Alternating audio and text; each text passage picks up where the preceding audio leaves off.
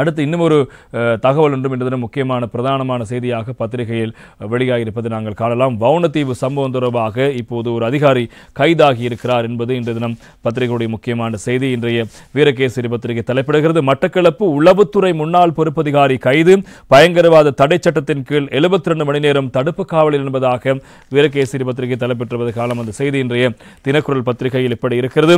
மட்டு வவுணதீவு போலீசார் இருவரின் படுகொலை தொடர்பில் பிழையான தகவல் வழங்கிய போலீஸ் அதிகாரி கைது என்பதாக இன்றைய தினக்குரல் பத்திரிகை தலைப்பெற்றுவதை பார்க்கலாம். வவுணதீவு வளையிரவு பாலத்துக்கு அருகாமையில் 2 போலீசாரை துப்பாக்கியால் சுட்டும் வெட்டியும் கொலை செய்த சம்பவத்தை பிழையான தகவலை வழங்கிய சம்பவத்தில் அப்போது மட்டக்களப்பு மாவட்ட புலனாய்வு பிரிவு பொறுப்பதிகாரியாக கடமையாற்றி வரும், தற்போது கந்தலாய் போலீஸ் நிலையத்தில் கடமையாற்றி வரும் போலீஸ் பரிசோதகர் ஒருவரை நேற்று முன்தினம் திங்கட்கிழமை சிஐடியினர் கொழும்பில் வைத்து கைது செய்திருப்பதாக போலீஸ் உயர் அதிகாரி ஒருவர் தெரிவித்ததாக செய்திகள் தொடர்கிறது. 2018 ஆண்டு நவம்பர் மாதம் 29ஆம் தேதி வவுணதீவு வளையிரவு போலீஸ் சோதனை சாவடியில் கடமையில் ஈடுபட்டுக் கொண்டிருந்த போலீஸ் சார்ஜன் நிரோசன் இந்திர பிரசன்னா மற்றும் போலீஸ் கான்ஸ்டபிள் தினேஷ் ஆகியோரை இனந்தெரியாதோர் துப்பாக்கியால் சுட்டும் கத்தியால் வெட்டியும் கொலை செய்து அவர்களின் கைத்துப்பாக்கிகளையும் எடுத்து சென்றிருக்கிறார்கள்.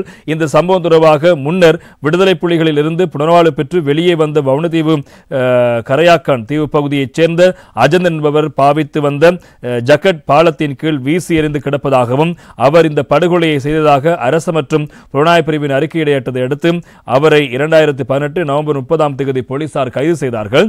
இதில் கைது செய்யப்பட்ட முன்னாள் போராளியை பயங்கரவாத தடைச்சட்டத்தின் கீழ் கொழும்பில் உள்ள சிஐடியில் 4ஆம் மாடியில் தடுத்து வைத்திருந்த நிலையில் 2019 ஏப்ரல் 21 உயிர்த்த ஞாயிறு தாக்குதலின் சூத்திரதாரியான சஹரானின் குழுவைச் சேர்ந்த கபூர் மாமா என அழைக்கப்படும் சஹரானின் சாரதியான முகமது சப், ஆதாம் லெப்பை, மில்கான் பிரதோஸ் மற்றும் நில்காம் ஆகிய 4 பேரை கைது செய்ததன் பின்னர் அவர்கள்தான் இந்த படுகொலையை செய்திருப்பதாக தெரிய வந்ததை அடுத்து கைது செய்யப்பட்ட முன்னாள் போராளி விடுதலை செய்யப்பட்டார். இதனை அடுத்து தேசிய மக்கள் சக்தி ஆட்சி கைப்பற்றியதை அடுத்து இந்த உயிர்த்த ஞாயிறு தாக்குதல் தொடர்பான விசாரணைகளை மீண்டும் முன்னெடுக்கும் நிலையில் இந்த போலீசார் படுகொலை சம்பவத்தின் உண்மை சம்பவத்தை மூடி மறைத்து விடுதலை புலிகளின் முன்னாள் போராளி மீது போலியான குற்றம் சுமத்தப்பட்டதை கண்டறிந்தார்கள்.